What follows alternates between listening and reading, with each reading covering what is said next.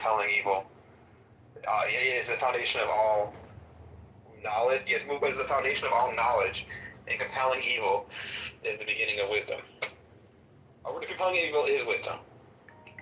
Understanding, fearing the Lord is the foundation of knowledge, and compelling evil is wisdom. Is the quote, Job 28:28, and it's also it's kind of echoed a little bit, I believe, in one of the Proverbs, and in the Mishnah Torah, Rambam. He also says that the belief in the divine creator, foundation of all wisdom. So basically, Ayn Rand's a fucking idiot, and she based hard work on a serial killer. Did you know that? What are your thoughts on that? The ideal man is a serial killer. Well, all I can say is I've read. That's all you say on that. Let's look this up. 1 second. You just keep talking and look some up. All I can say is I read her book. Which one? What is it called? The philosophy one, the one that's just straight philosophy about objectivism.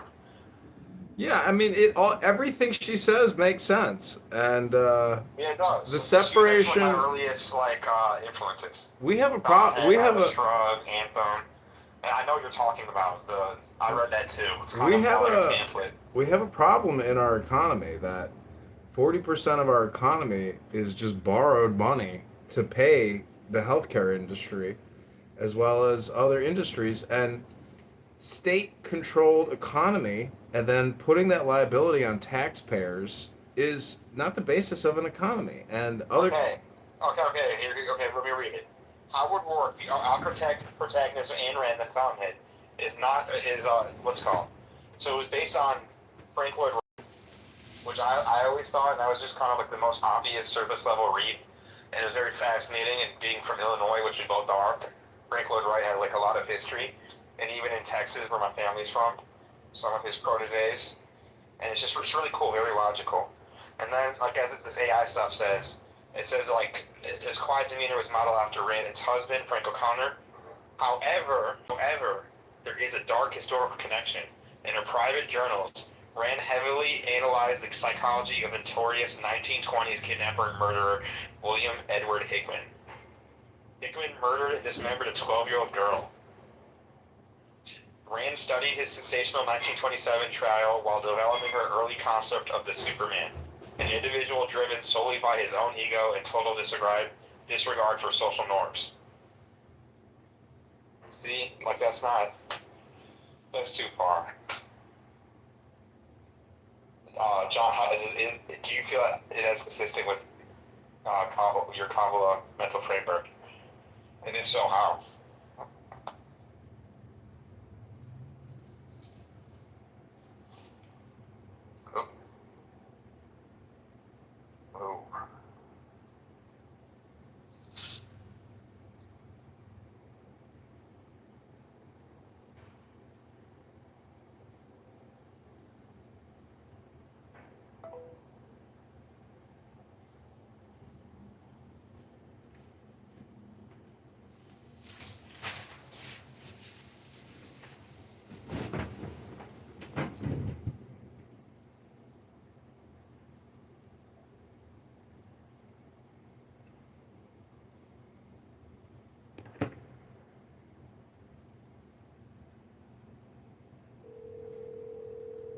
Like, I get what you're saying. Can you hear me?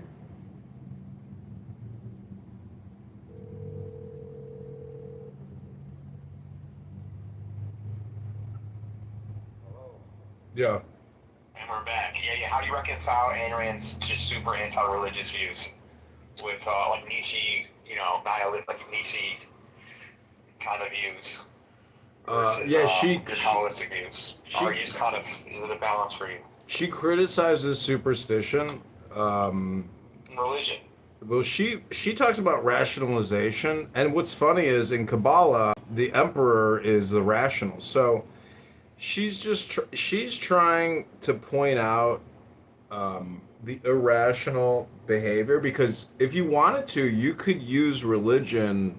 You could have theocracy and demand that everybody adhere to your theocracy, which some people consider irrational. Like, swinging a chicken over your head and then wrapping yourself in amulets, um, and forcing people to do that socially, might be irrational. It could be. It could. Well, might be. So my mentor, my top rabbi, my rebbe, so to speak, all the freaking time goes that faith is the opposite of logic. That's the whole freaking point. It's because your daddy said so. Hashem, the creator, the king of kings, he said so. And like, there's the rational commandments, the super rational commandments, and the supra rational commandments. And that's the whole effing point. And a lot of it is logical. Like at the end of the day, it's logical. But like the Ayn Rand shit is very, like, two-dimensional. It's the same thing as Art of War. It's all of that philosophy hits the limit because it's not considering Hashem. It's literally just do as I will. Crowley. That Crowley shit. Which can only, because the other thing, you realize that like the sorcery stuff can only work so far, is like only God can create. And so like there are sorcerers in the Bible, and like Pharaoh speaks to sorcerers, but they can only do like the bend a spoon. Yeah. And I mean, like, jack off your palms. The palm. Well, she brings up the separation of state and capital, and She's awesome. She's like a Harry Potter writer too, which is also sacrilegious. Well, what I'm saying is, we're constantly told that we are a country that has a separation of church and state, but we are not told that we do not have a separation of state and economy. And capitalism creates abundance. The union of state and capital creates poverty for the masses. And putting tax liabilities on future taxpayers, as well as current taxpayers, is a recipe for disaster. We need a federal bankruptcy, not a federal bailout. Well, Atlas Shrugged. We need to go golf. Have you worked on Atlas Shrugged? I haven't read Atlas Shrugged, no. Oh, highly suggested. That's probably like, it's longer than the Fountainhead. That's probably the better book. I think Fountainhead's more enjoyable. Anthem's also good. But basically, Atlas Shrugged is about what if all the creators, the engine of society, just dropped out and just disappeared. They didn't die. They disappeared. I don't want to ruin for you. And they made movies of it. The movies are like not high budget, but there are movies of them. But like it's what are your thoughts on just that premise, John, on podcasts? Of like, what if all the creators, of all the business leaders and real estate owners? So what's up with this lawsuit with Terry Newsom and the Pat Gibbons videos? Like, how did that come into connection? You should publish the lawsuit as a journalist if you can get your hands on it somehow. I wonder if it's been published already. But like, I haven't published it. I may. It's just such a pain in the ass. But like because it's a journalistic thing. Is like Joe. It's actually very interesting. The class action lawsuit. Mm-hmm. So wait, what was Terry? It's a civil, because he was running for office. It's a civil rights. So there is we'll see if he drops the business claim. Mm-hmm. So right now there is a civil business claim, but the stuff that's really fascinating, and I think it's good, like the reason why like Tom DeVore and all them are freaking out, mm-hmm. is he's basically making it like a civil rights thing because he's running for office. Right. And these like fucked up goofies were like illegally coordinated. And like, and they knowingly lied about him, and they like said illegal stuff. Like Aaron Del Mar was telling all these organizers, like Joe's violent. I'm afraid he's gonna like shoot me.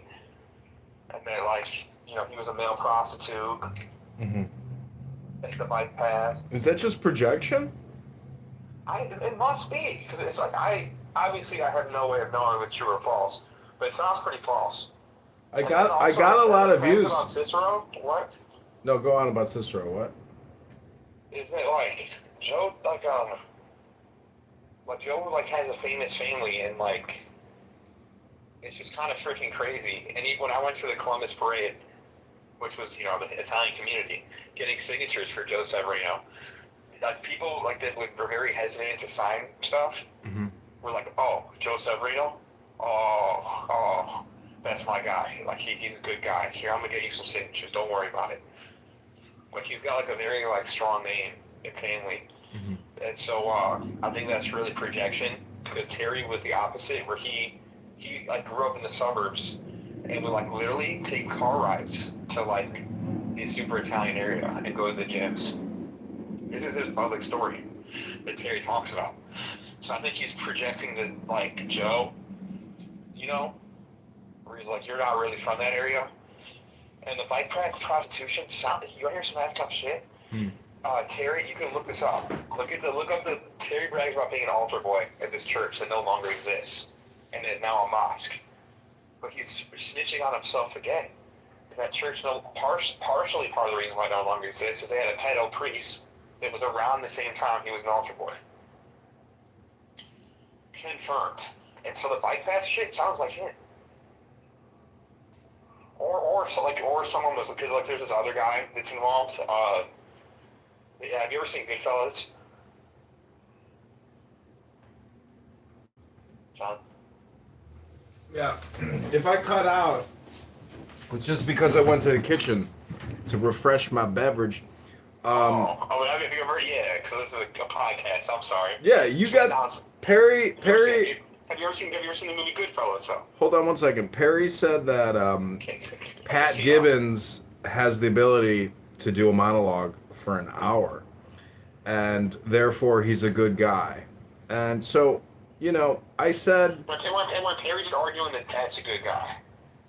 Well, he's an activist, a conservative activist, and... No, he's not. How? Conservative how? Well, he beats his wife. I mean, his ugly fiance. And that's what makes him conservative? Yeah. He's like a Muslim. Muslim men are very conservative with their sex slaves. Too? He's probably getting public assistance. Well, hold on a second. I also want to tell you something, that if you ever call me to be on the John Kitover podcast, at this point, I'm expecting you to also be live streaming on a tripod, on a cell phone, onto YouTube when you call me.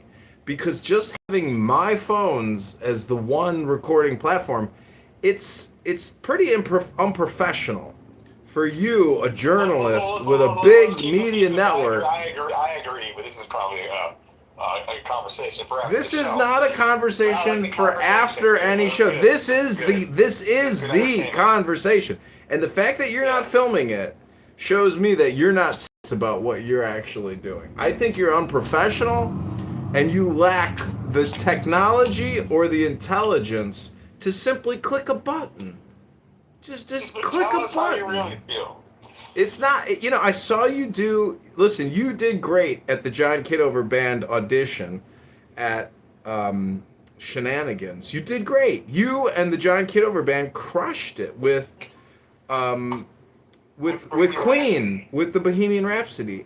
And it's amazing how a minion just forms naturally. A minion is 100%, but you need the $5 stand. I agree. Like, you're not wrong.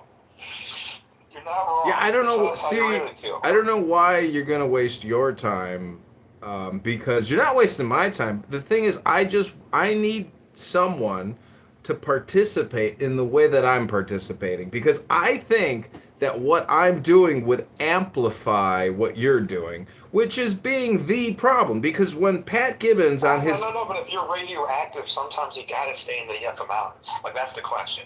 Is that we have some radioactive info in every direction. Mm-hmm. And the election's coming up. So that's a real problem that I even struggle with, is just me opening my fucking mouth, having an opinion on anything. See, this is the thing about a podcast of just two guys chatting on a microphone, is that if somebody says something off cuff on a podcast, guess what? It's a podcast. And so there's no liability, there's no defamation. Can we talk about my podcast, my startup then? Well, let's talk about my new startup, CougarDating.com. Do you own it? Well, no, but I did launch a Cougar dating app and a Cougar dating website for iOS and Android today with Meta. And Congratulations. I only did it because this Schwartz on Clubhouse was like, I got a good idea. How about a dating app for cougars and good guys? I was like, fuck it, I'll launch it right now. Done. He's like, and people are like, well, I don't know if I want to build that app right now. Maybe that app in the future, I'll dedicate some resources to post. And I was like, bitch, I just did it in 15 minutes for free. Boom, done. Like, so if somebody has a good idea, we can launch it within 10 minutes. Okay, so I support your success, and that's great. But as me personally, I'm not going to be part of the cougar dating app because, you know, What? pound for pound, do you know pound for pound, cats, especially cougars and tigers, are the strongest animal. Cougar can mess you up. But that's awesome. Congratulations. I heard elephants and What's rhinos. what's the name of this cougar dating app? Well, I want to wait until we announce it on my official Okay. Venture Capital channel because we tie everything into Venture Capital Publishing with Jason Galaganis and other billionaire investors. Who's the audience? Because even though I might not hop on, I might know some people. Are you looking for your cougar? Oh, I don't know if you know this, but I had an exclusive news story yesterday. What's that? Rabbi Shmuley Bateach versus Clavicular and Yosei in Israel. I got Wait. Were you with Yossi and I when he was in Chicago? What's his last name? Arrow? Fair. I Fair. remember. You want to go to if he wasn't in Israel, we would try to get him on the podcast. But he's in Israel right now. Well, me and Rabbi Shmuley Bateach go way back. And we're best friends. And unfortunately, Yossi Farrow is on Shmuley Bateach's radar for decimation. And yesterday, Clavicular was in Israel talking to Rabbi Shmuley Bateach's daughter. And I saw that. And his daughter, and then get this, there was an IDF soldier flirting with Clavicular saying, I've got the passwords to the IDF TikTok and Instagram. And so she got arrested for possibly being engaged in some type of espionage, sabotage. And it's all because, I'm telling you. That's a smoke screen, that last part. I'm telling you. No, they were there on a mission to like, you want to break some news? You want to break some news here? You want to break some real Run it. news? Take it to the press. No. Take it to the press. Run it. Run it. You want to break some news? Run it. Break some news about this. Call the editorial board. Get the phone ready. Get the phone ready. Is the reason why Clavicular was really in Israel and no one's talking about? It's because he's actually Jewish. He's just not actually ready to admit it to the world yet. His mom's mom is Jewish.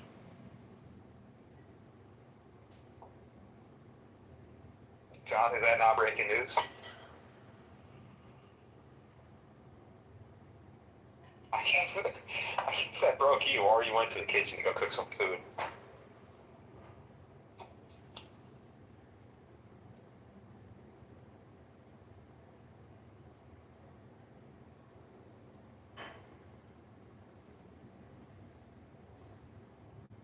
John. Hello?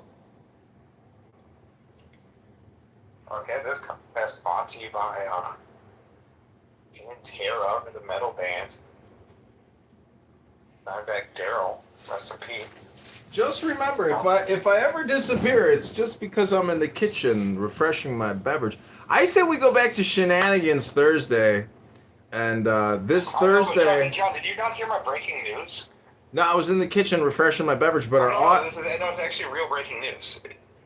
And exactly what you were talking about is the reason why Yossi Farrow was actually in Israel. Mm-hmm. Is because he's Jewish. He's just not ready to announce it to the public yet. His mom's mom is Jewish. So making him a full Jewish. So Shmuley brought up a good point that Clavicular is on an apology tour because he was confirmed doing a sig. That's not true. Well, hold on. Wait till I finish. He brought up Kanye West and how that decimated his business, and the same thing has happened to Clavicular after him and Nick Fuentes were doing Nazi symbolism. And so they said wrong, incorrect. Well, all I'm saying is do whatever I want. I've notified the IDF, I've notified Netanyahu, I've notified other sources in Israel to arrest clavicular. And if Yossi Farrow, wow, you got this if wrong. Yossi Farrow stops clavicular from being arrested as a domestic terrorist threat, Yossi Farrow will also be arrested because he is saying terrible things about Menachem Schneerson. How dare Yossi Farrow say these terrible things about Menachem You're Schneerson? missing a lot. You're out of your element, John, respectfully. Out of your element.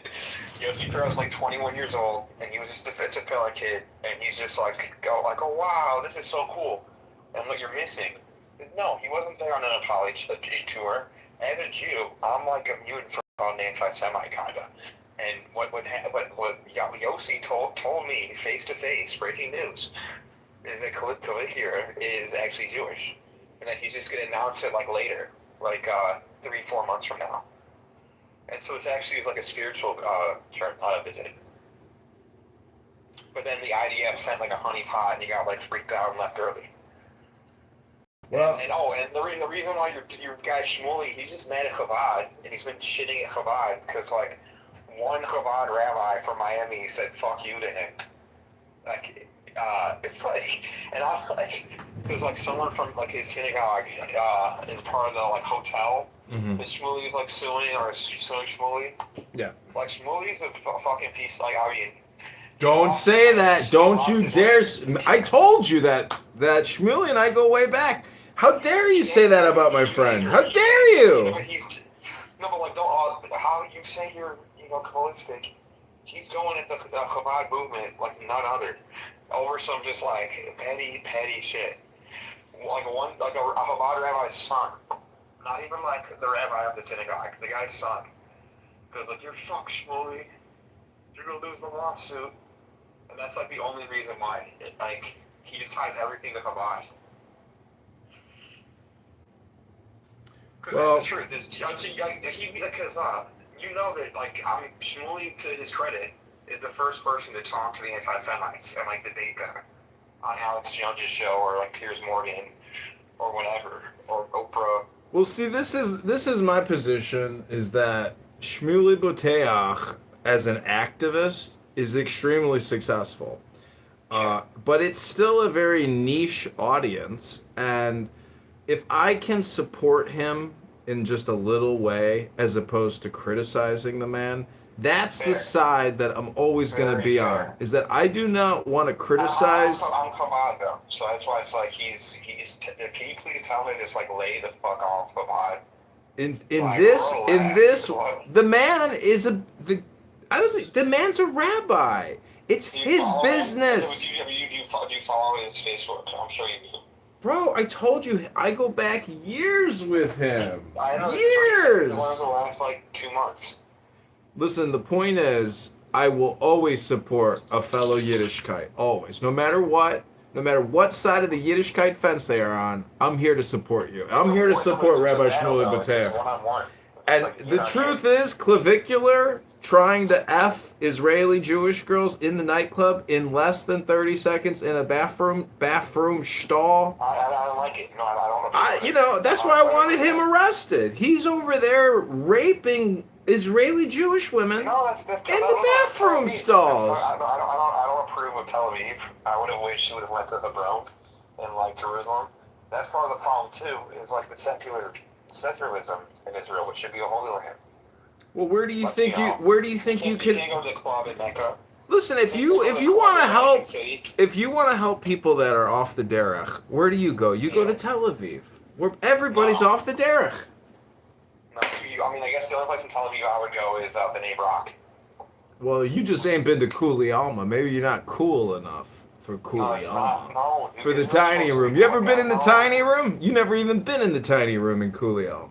Yes, I have. I've been about that life. You've been in the tiny room? I've stayed in Tel Aviv for one time for a week, and then I've been to Israel 3 times total. And every time I've been in Tel Aviv a little bit, but one time extended time. It's pretty. It's also dirty, man. It's fucking buses everywhere. Brutal, man. Well, Europe is just bad with the AC in general. America has AC on Europe. Big advantage. But they're really cool. I mean, like the Jerusalem and like Hebron, but you can't even go to Abraham's tomb. It's ridiculous. But Listen, they got it. It's a great country, man. I mean, I can't wait to go back and Aliyah and retire there. yeah, but I don't like. If you want to like talk about like if you want to nitpick, like I can nitpick. But like Yossi, I don't like just the same way that Boateng, good friend. Yossi the Chabad brother. Well, and he really just like. Shmuley says he's so young. He's 21 years old. Rabbi Shmuley says that he's just clout chasing for clicks and sponsorships like Clavicular, and now that he's been outed as being an associate of a neo-Nazi scumbag, their pipeline of sponsorship advertising dollars has dried up. Okay, from his perspective, he's trying to do as many to fill in as possible. Mm-hmm. And if someone, I talked to him about this. About how no Jew is more powerful, and he agrees with me. I talked to Yossi about this. See, the problem is wrapping yourself is not like reading a book. What? Wrapping yourself is not wrapping yourself in a book. All you're doing is doing a movement, but you're not actually doing any studying. And so that's the problem with what he's doing is, when I rap, I study. I read Torah to increase my consciousness. Just wrapping yourself alone will not increase your consciousness. It's my theory. It's my theory. Okay, so John, let's unpack what you said. It will not increase your consciousness. It will increase your consciousness a little bit, not all the way. Just a little bit, not enough. I can read a good book. It's way better. Well, as they say, that studying Torah as a man is like an extra commandment. It's like a double. Yeah, you're right, and it gives it meaning. But like the Rebbe was a big believer of like the commandments you have to like do every day or keep every week, like Shabbos or like when you keep or tefillin. Those are extra special because because you have to just keep doing them. It's a repetition. It's a Mr. Miyagi type stuff, John.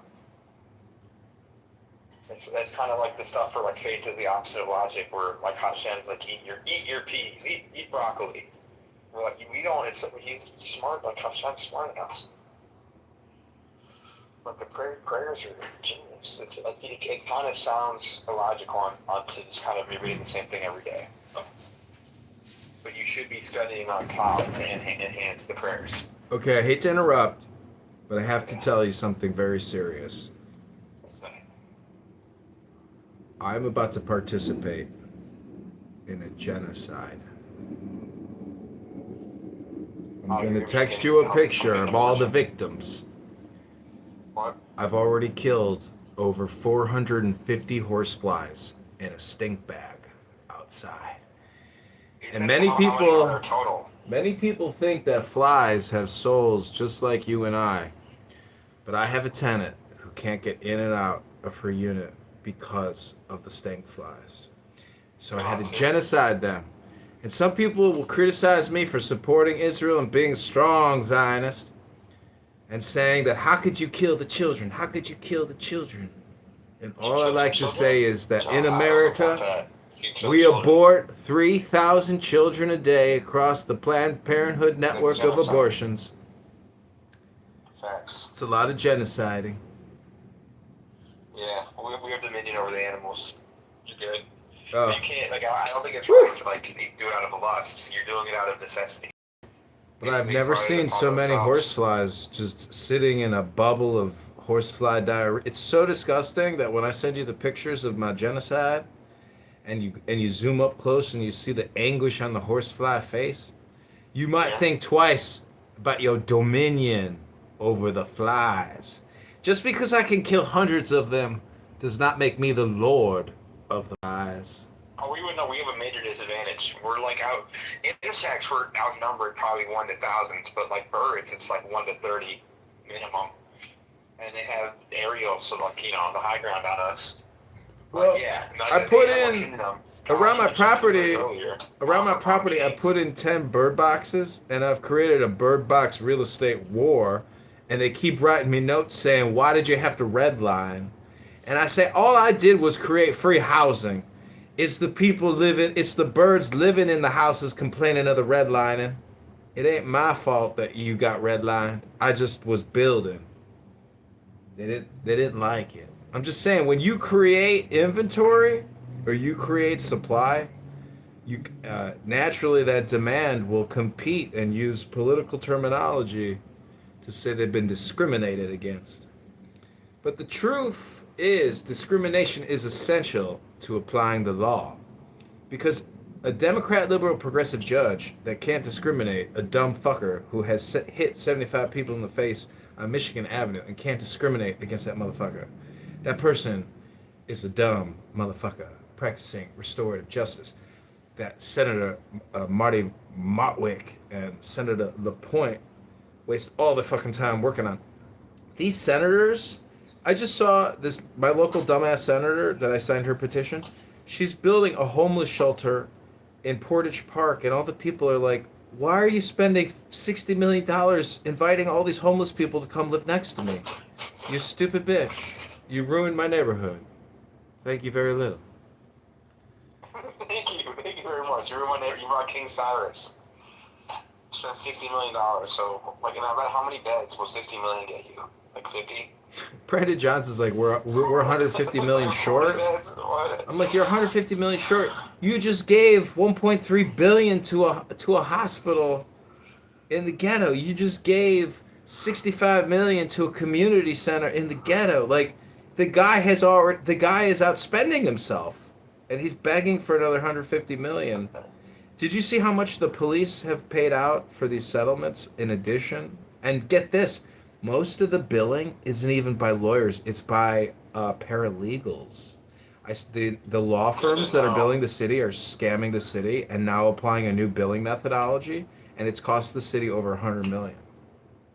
Good for them. Not good for them. The city is completely bankrupt.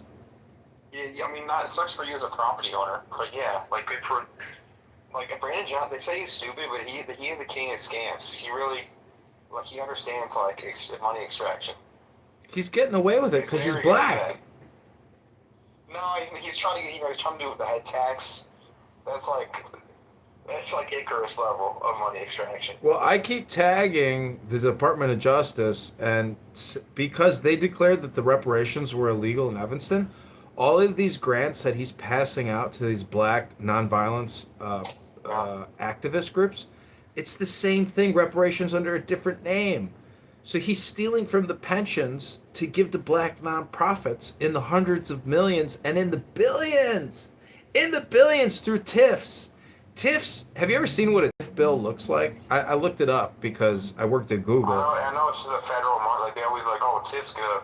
Every freaking election, TIF. The TIF is basically, so after they build the property, they get a credit on their property tax for many, many years. And then the TIF ends. But some of these organizations apply for the TIF again, and they get it. So it's total political racketeering and tax credits. Yeah. Of course, they're open about it, and then they also lie and pretend like TIF is like endless. And guess who the biggest TIF is, depending on who president is. Guess who the biggest TIF recipient is in Illinois? Who? Pritzker? J.B. Pritzker. Yeah.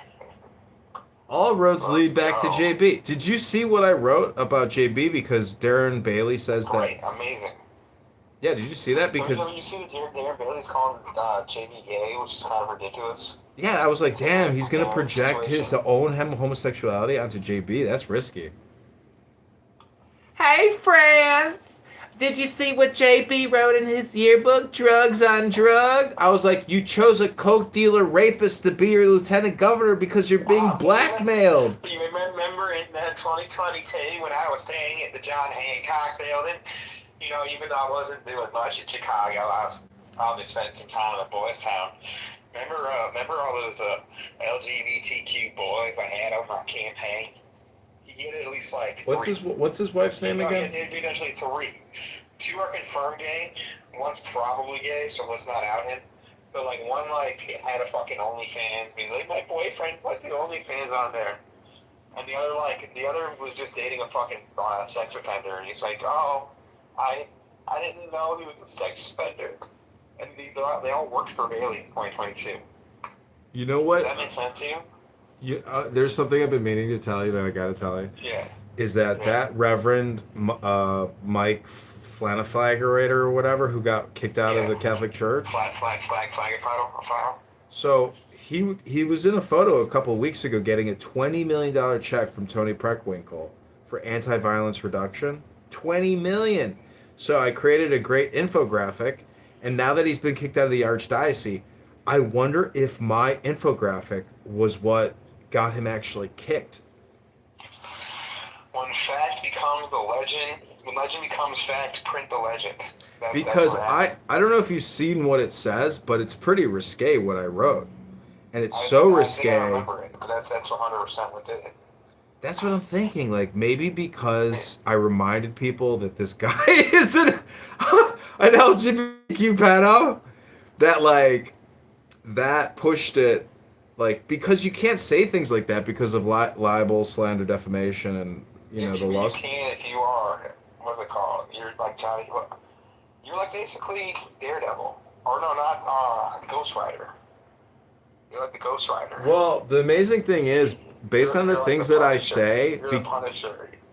well, I've heard it said if you're a political candidate and you're making outlandish political statements against other people, it's like a liability gray zone where nobody can really sue you because you're a public figure defaming a public figure, and it's really just your opinion.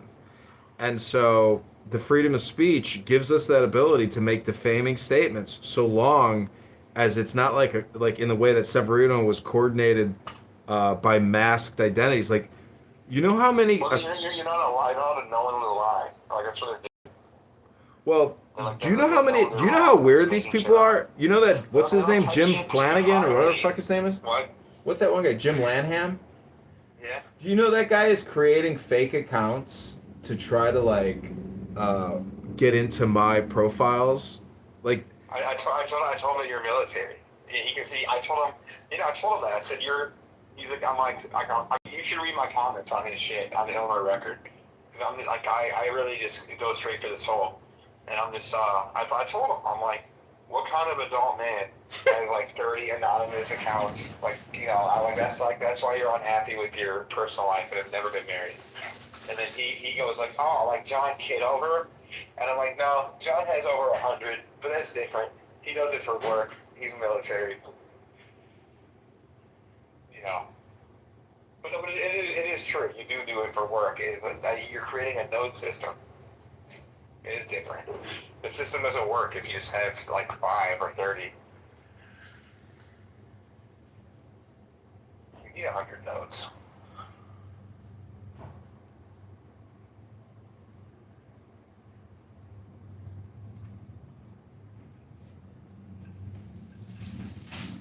yo, so the WLS crew, Tommy, and what's her name? Oh, they weren't on Saturday. They were on? Nope. Oh, because in that retraction that WLS put out, you said that you forced them to do that. How is that possible? It's called a demand letter, folks. And it's not like a threat. It's literally how the legal system works.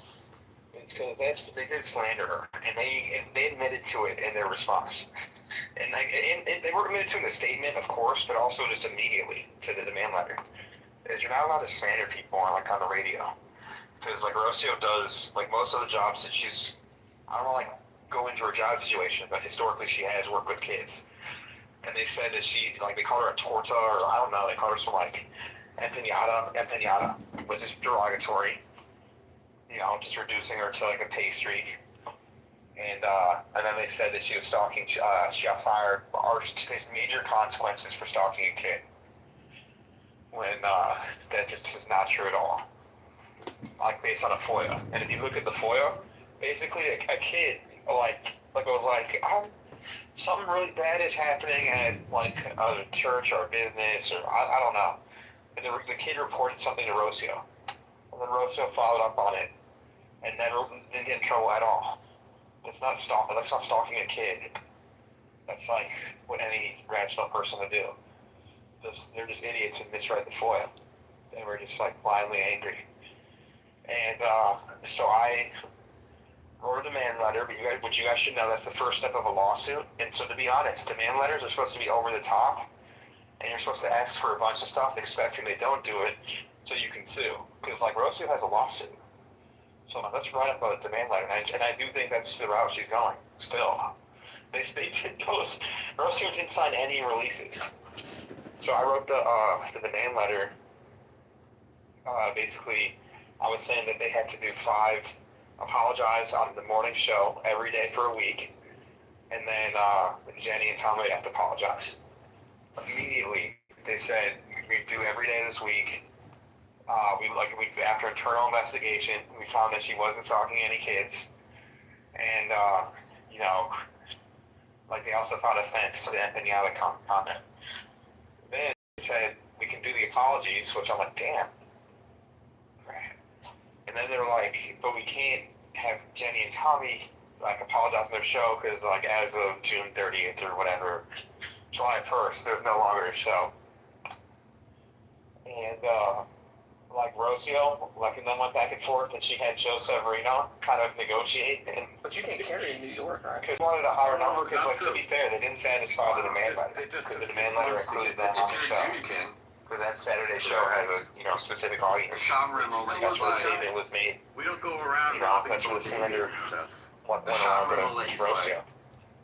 And you should have put in that demand letter that you and Rocio and Joe get 1 hour of airtime to rectify what you consider years of defamation and political attack. She's go through with a lawsuit. Because I think that's actually because now we have evidence that they admitted that they said it. Now they're basically saying that they distanced themselves. And so on the demand letter, it wasn't just them, it's Salem and the parent company called Wellstone, Wellwater, I forgot. It's a non-for-profit private equity company. That's like a Christian Utah company. And then also Jenny and Tommy herself. So I think Rocio can get quite the bag because it's a legitimate case. They were just angry and ignorant. And honestly, she should. She's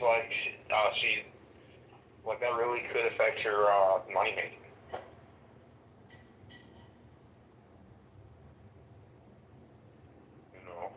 Who would hire someone at school who has a history of stalking kids?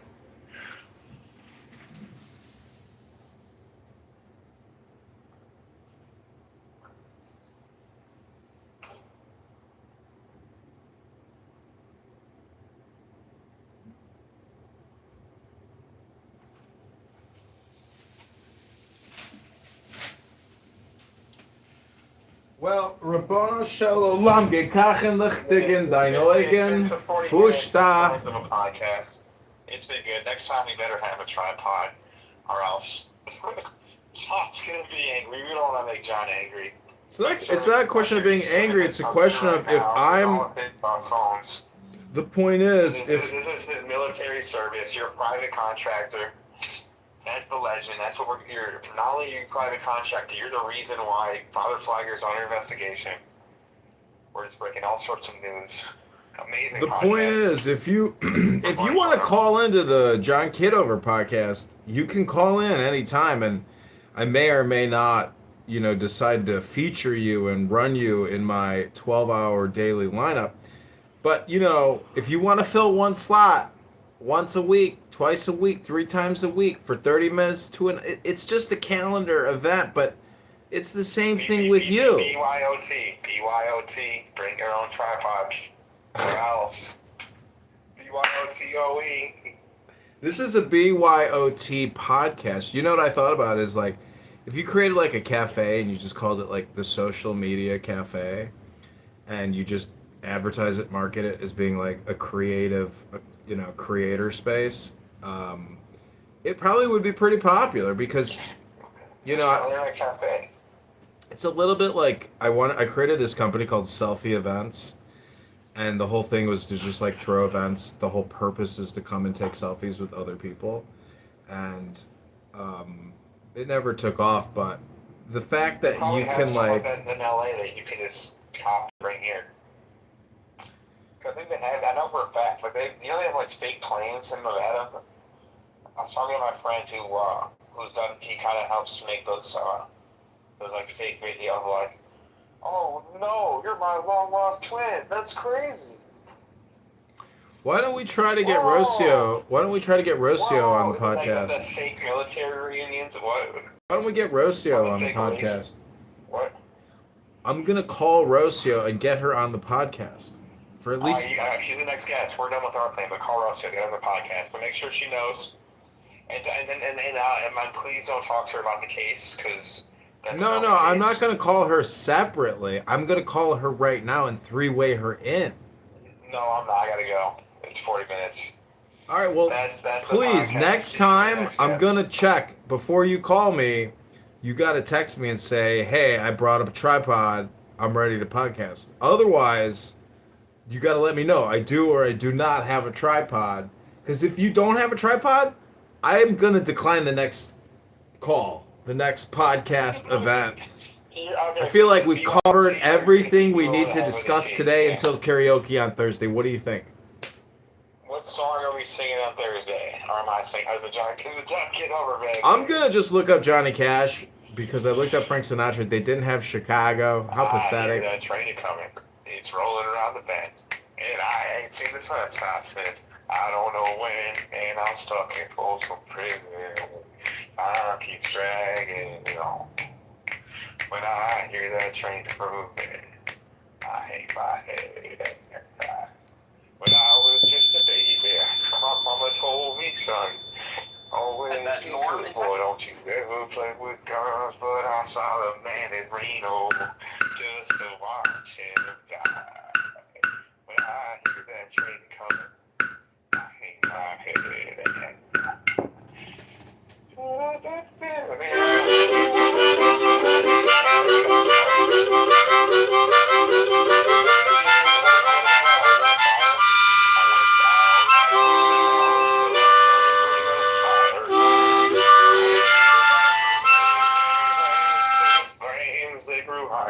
Did you ever hear? Oh, you know what? I need to look up Bruce Willis. I need to look up Bruce Willis next time we do karaoke because he's got a band called Bruno's Back. What? Bruce Willis has had a band in the 80s after his movie successes called Bruno is Back. How about guys cut you down? I don't know. Along for a long time. Along for a long time. It's the royals gonna cut you down. Sooner or later, gonna cut you down. With that cell phone wire, that gambler, that ring. I got fucking with the lyrics. That's a badass one. Yeah, you should do Johnny Cash. And look up the lyrics, John. Okay, that's the world famous Max Rice from IllinoisRecord.com. Thank you. We've been talking about politics in the Chicagoland area on behalf of the campaign to elect John Kitover, Chicago mayor. Go to ChicagoMayorVote.com or Brandon Johnson, Chicago.com. How about the Highwayman?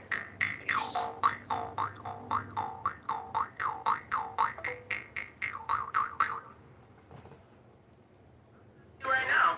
Okay. Feet has been described. Yo, shut up. I'm reading. All right.